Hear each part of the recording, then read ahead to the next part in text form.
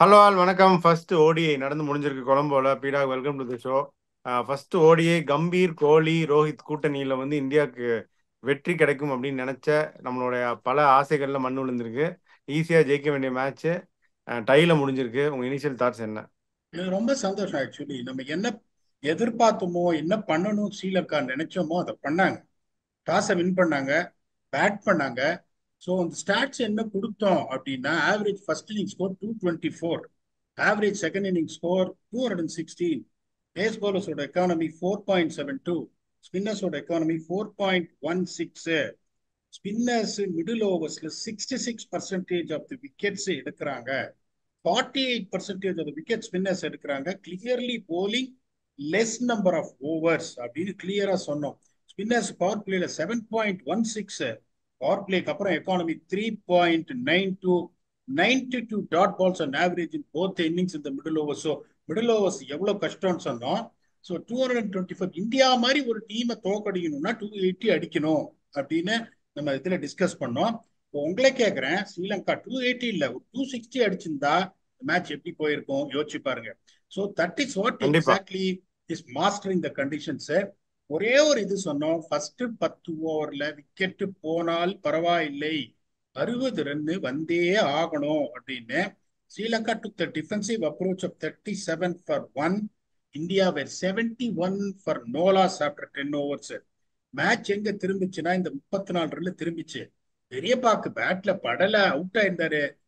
India ஒரு 43 for 2னா match சான்ஸே கிடையாது அதுக்கப்புறம் ஜெயிக்கிறதுக்கு. Full credit has to go to him. இப்ப அதுக்கப்புறம் பாருங்க, 11-25 வந்து ஸ்ரீலங்கா 67 ஃபார் 3, விக்கெட்டை விடக்கூடாதுன்னு சொன்னோம். 11-25 விட்டாங்க, 94 ஃபார் 4. அப்புறம் 26-40 ரொம்ப நல்லா ஆனாங்க. 75 ஃபார் 1 நம்ம சொன்னோம், 71 ஃபார் 2, 165 ஃபார் 6. 40 ஓவர்ஸ் 205 ஃபார் 4 சொன்னோம், அங்கேயே 40 ரன் பிஹைண்ட். அதுக்கப்புறம் வந்து கடைசி 10 ஓவர்ல 75 வந்துரும்னு சொன்னோம். 6 விக்கெட் விட்டுட்டு ஸ்ரீலங்கா 65 ஃபார் 2. இந்தியா பாருங்க 71 ஃபார் நோலாஸ். அதுக்கப்புறம் பாருங்க 11-25ல அங்கதான் அவங்களுக்கு போச்சு, விக்கெட்டை விடக்கூடாதுன்னு சொன்னோம். அவங்க 67 ஃபார் 3, இந்தியா 61 ஃபார் 5. 26-40ல அந்த 75 ஃபார் 1 சொன்னோம். ரொம்ப அழகா நியூட்ரல் கியருக்கு போயிட்டு 64 ஃபார் 1 கமாண்டிங் பொசிஷன் வந்தாங்க. 196 ஃபார் 6. அதுக்கப்புறம் கடைசி 10 ஓவர்ல 34 ஃபார் 2. இப்போ உங்களுக்கு என்ன இங்க டிஃபரன்ஸ் பாத்தீங்கன்னா, பவர் பிளேல இந்தியா ஸ்பின்னர்ஸ் ஒரே ஒரு ஓவர் தான் போட்டாங்க. ஒரு ஓவர்ல 4 ரன்னு. ஸ்ரீலங்கா 5 ஓவர் போட்டாங்க. நம்ம வழி இல்ல, ரெண்டே ரெண்டு ஃபாஸ்ட் பவுலர்ஸ் தான் இருந்தாங்க. ஃபாஸ்ட் பவுலர்ஸ் செம்ம புழிஞ்சிட்டார் Rohit Sharma. 5 overs 1 made 24 runs, 0 wickets. Overall பாருங்க, Indian spinners 30 overs 1 made 126 runs, 4 wickets. Surprisingly Sri Lankan spinners 37.5 overs 1 made 167 runs and 9 wickets. இது எங்கேயுமே ஒரு எதிர்பார்க்காத ஒரு stat, to be honest with you.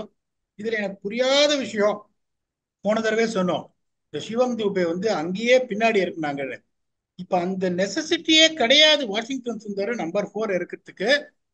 Commanding position. நான் அதனால தோத்துதுன்னு சொல்லல. இப்ப சிவம் தூபேவோட ரோல் என்ன டீம்ல? நீங்க நம்பர் 8 அவரை இறக்குறீங்கன்னா what is the role for Shivam Dube? அவர் 0 அடிச்சிருந்தாலும் நம்பர் 8ல நான் இதுதான் சொல்லியிருப்பேன். அவர் நம்பர் 4 பட் போயிருந்தாரு. பேட்டிங் ஆர்டரை வந்து ஃபிளெக்சிபிளா வச்சுக்கணும் அப்படின்னு நினைக்கிறது இல்லையா? அதான் நான் கேட்குறேன். பவுலிங் போடுறாங்க, ரெண்டு பேருமே பவுலிங் போடுறாங்க. தூபாவே நீங்க பவுலிங் போட்டாரு, விக்கெட்லாம் எடுத்தாரு. சுந்தரும் போட்டாரு. ரெண்டு பேட்டிங் ஆர்டர் ஃபிளெக்சிபிளா வச்சுக்கணும்னு நினைக்கிற மாதிரி எடுத்துக்கலாமா இதை? அப்ப அக்ஷர் பட்டேல முன்னாடி இருக்குங்க. That is point I'm telling. So இப்ப நான் என்ன சொல்றேன், இப்ப அக்ஷர் பட்டேல முன்னாடி இருக்குங்க. Who's been a prover customer. I am not against Washington Sundar. India under 19 Washington Sundar எப்படி ஆடினார்னா ஒரு ஓப்பனிங் பேட்ஸ்மேன் ஆடினாரு. So I am not against Washington Sundar. he can bat. He's shown it in highest level that he can bat. அதை நான் இல்லைன்னு சொல்ல. சிவம் தூபே மாதிரி ஒருத்தர் where you can maximise his potential, where you can get returns out of Shivam Dube is if he bats in top 5. Top 8ல நீங்க இறக்குற அளவுக்கு உங்களுக்கு டாப் 8ன்னா ஒரு டீமுக்கு வரவே முடியாது, ஆனஸ்ட்லி ஸ்பீக்கிங். ஸோ அது அது அந்த எக்ஸ்பெரிமெண்ட் எதுக்குன்னு கேட்கறேன் நான். மேட்ச் டை ஆச்சுன்றதுனால கிரிட்டிசைஸ் பண்ணல. I'm asking a genuine question. What chances are you giving Shivam Dube to prove his medal at top 5? அதை தான் நான் கேட்கிறேன் ஒழிய, நீங்க சொல்ற மாதிரி பிளெக்சிபிளா எல்லாருக்கும் சான்ஸ் கொடுக்கணும், எல்லாத்தையும் பார்க்கணுன்றது ஒரு நல்ல எண்ணம் தான். பட் பாவம் Shivam Dube doesn't deserve to bat at number 8 is my point of view. மற்றபடி இந்தியாவோட ஸ்ட்ராட்டஜி பர்ஃபெக்ட், பிரில்லியண்டா பண்ணாங்க எல்லாமே. ஃபர்ஸ்ட் 10 ஓவர் ஒரு இடி அடிச்சாங்க, உங்களுக்கு தெரியும் it is going to be டஃப்னு. Sri Lanka was also equally good. ஒரே பிரச்சனை, that is what we reflected, அவங்களுக்கு இருக்கிறது 2 பேட்ஸ்மேன். அந்த 2 பேட்ஸ்மேன் அவுட் ஆயிட்டாங்கன்னா வாய்ப்பே கிடையாதுன்னு சொன்னோம். அதனால அதை வச்சுன்னா அவங்க 230 வந்தாங்கன்னா பெரிய விஷயம். இன்னொன்னு பாத்தீங்கன்னா வருத்தப்பட வேண்டிய விஷயம், என்ன பொறுத்த வரைக்கும் 10 மிஸ்ஸாக்கா எல்புட் அப்படி கிடையவே கிடையாது. Definitely miss the stumps. ரொட்டுன்னு திரும்பிச்சு. அதுக்கப்புறம் அந்த லியன கேக்கு கொடுத்தாங்க பாருங்க, கேட்ச் ஸ்லிப்பு, எப்படியா அவுட் கொடுத்தீங்க, அதெல்லாம் எனக்கு ஒன்றும் புரியவே இல்லை. So I feel sorry for Sri Lanka. As much as we want India to win, the right justice is delivered that Sri Lanka didn't lose. The match ended up in a tie. Overall result, I'm extremely happy for the fight Sri Lanka has shown. இந்த மாதிரி ஃபைட்டை காமிச்சு நீங்க தோத்தீங்கன்னா ப்ராப்ளமே கிடையாது. But அந்த 3 match பண்ணாங்க பாருங்க, 29-7, 31-7, 21-7, அந்த கதை இன்னைக்கு எடுத்திருந்தாங்கன்னா 150 ஆல் அவுட். பியூட்டிஃபுல்லா ஆடினாங்க. Full credit to the youngster Dunith Wellalage. அதுதான் நான் கேட்க வந்தது. வெள்ளலகே நான் நான் கூட 2 வாட்டி உங்களை கேட்டேன், வெள்ளலகே ஆடணுமா, வெள்ளலகே ஆடணும் T20 நடந்துட்டு இருக்கும்போது. பட் அன்பார்ச்சுனேட்லி அவங்க ஆடலை வெள்ளலகேவை. He has made a very positive impact to the Sri Lankan team. அப்படிதானே பீடா? அதாவது இப்படிப்பட்ட ஒரு பிளேயர்னா is not a power hitter, ஒரு classical left hander who will just hustle around 1-2 இது பண்ற ஆளு. ஒரு டீசென்டான left arm spinner. Is not a wicket taking left arm spinner, ஒரு பேக்கேஜ், ஒரு brilliant fielder. At what expense they got Wellalage in is Mahesh Theekshana. அது ஒரு மிகப்பெரிய கால். அது தைரியமா அந்த கால் எடுத்தாங்க. Because they want depth in their batting அப்படின்னு சொல்லிட்டு தைரியமா அந்த டெப்த்தை எடுத்தாங்க. Asalanka also contributed with the bat. Wellalage also contributed with the bat. Liyanage also contributed with the bad. அந்த 94 for 4 25 ஓவர்ஸ்ல நார்மல் ஸ்ரீலங்கா வருதா would have got bowled out for 145. This would have been a no contest. So வந்து perfect team selection பண்ணாங்க. அசிதா பெர்னாண்டோவை ரொம்ப ஹையா நான் rate பண்ணுவேன். குயிக்கா ஸ்கட்டு சில பால் போடுவாரு, ஸ்லோவா டெலிவரி. ஷிராஷும் நல்லா போடுறாரு, to be honest with you. But Sri Lanka has to just come up. எனக்கு என்ன புரியலன்னா, மெண்டிஸே ஓப்பனிங் ஆடணும், ஏன் மெண்டிஸ் ஓப்பனிங் ஆடாம இன்னைக்கு நம்பர் 3 வந்தான்னு தெரியல. மெண்டிஸே ஓப்பனிங் ஆடிட்டு, ஏன்னா இந்த 10 ஓவர்ல அடிக்கணும். 10 ஓவர்ல நீங்க அடிக்கலைன்னா கொலம்போல மாட்டிப்பீங்க. மெண்டிஸும் நிசாக்காவும் ஆடிட்டு அவிஷ்கா பெர்னாண்டோவும் நம்பர் 3 இறக்கி இருக்கணும். அவங்க எப்படி யோசிச்சுட்டாங்கன்னா ஒரு காஷியஸ் அப்ரோச் எடுக்கணும்னு வச்சாங்க. அதை தப்புன்னு நான் சொல்ல வரல.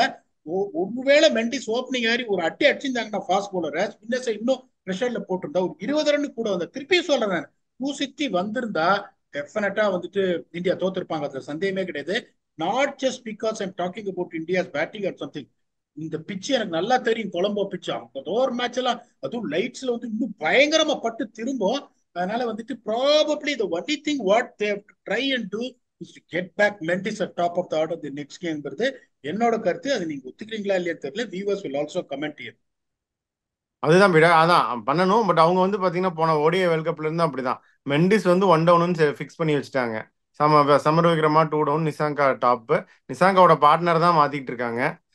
T20க்கு வந்து மெண்டிஸ் ஓப்பனிங் வர்றாரு, ஓடிஐக்கு வந்து 1 டவுன்னு ஃபிக்ஸ் பண்ணி வச்சுட்டாங்களே. இல்ல அதை நான் என்ன சொல்றேன்னா, இப்ப நீங்க சவுத் ஆப்பிரிக்கால ஆடுறீங்க, இங்கிலாந்துல ஆடுறீங்க, அந்த மாதிரி ஒரு ப்ரூ விக்கெட்ல நீங்க ஆடுறீங்கன்னா இந்த decision would be right. 10 over, first 10 over will be the defining factor of the game அப்படிங்கும் போது அவிஷ்கா பெர்னாண்டோ மாதிரி ஒரு ஆள் அந்த ப்ரெஷர்ல ஆடுவாரு. ஐயோ நான் அவுட் ஆயிட்டேன்னா வந்து அடுத்த மேட்ச் என்ன டிராப் பண்ணிருவாங்க. You first try and score some runs to cement his place in the team. That is obviously going to put pressure on him. It is going to put Pathum Nisaka under pressure. Mendis மாதிரி ஒரு ஆள்ல நீங்க ஷார்ட்டா போட்டீங்க, over pitch போட்டீங்க, தூக்கி கடைசியில் அவர் கவலையப்பட மாட்டாருங்கும் போது அவங்க எப்படி யோசிச்சிருக்காங்கன்னா 50 ஓவர் இருக்கு, அவசரப்பட வேணாம் அப்படின்னு. ஆனா இந்த மாதிரி பிக்சர்ஸ்ல அந்த 10 ஓவர்ல எப்படி நீங்க கேம செட் பண்றீங்க யோசிச்சு பாருங்க சார். 10 ஓவர்ல 71 for no loss India. Virat Kohli, அதுக்கப்புறம் வந்துட்டு விராட் கோலி, ஸ்ரேயாஸ் ஐயர், KL ராகுல், ராகுல். சிவம் தூபே, அக்ஷர் பட்டேல், வாஷிங்டன் சுந்தர், அசலங்கா வச்சு மேட்ச முடிச்சுட்டாங்க. ரொம்ப நாள் கழிச்சு ஆடுற அகிலா தனஞ்சய வச்சு மேட்ச முடிச்சுட்டாங்க. எனக்கு அதுதான் சர்ப்ரைஸ். இப்போ இன்ஃபார்ம் தீக்ஷனா இப்போ இவ்வளவு மேட்சஸ் ஆடி இருக்காரு, தைரியமா வந்துட்டு அவர் உட்காந்து வச்சுட்டு அகிலா தனஞ்சய கொண்டு வந்தாங்க. But Akila Dhananjaya bowled very well. இன்னைக்கு பாத்தீங்கன்னா ஸ்ரீலங்கா வந்து எல்லாமே கரெக்டா பண்ணாங்க. Strategy everything was brilliant. ஒரு சின்ன சஜஷன் என்னன்னா அதுதான், ஃபர்ஸ்ட் 10 ஓவர்ல அஃபென்சிவா போகணும். So they really try and think how they can get Mendes at the top of that. ஏன்னா அந்த ஃபர்ஸ்ட் ஓவர்ல பயங்கரமா ஸ்விங் ஆகும், அப்படி இப்படி போகும் சவுத் ஆப்பிரிக்கா ஆஸ்திரேலியா மாதிரி அப்படின்னா நீங்க நினைக்கலாம் போயிட்டு மெண்டிஸ் போய் நிக் பண்ணிட்டாருன்னா பிரச்சனை எடுப்பா. 2 பேர் தான் பேட்ஸ்மேன் இருக்காங்க, 2 பேரையும் எக்ஸ்போஸ் பண்ணி 22 for 2 2 பேரும் அவுட்னா க்ளோஸ் ஆயிடும் ரைட்டு.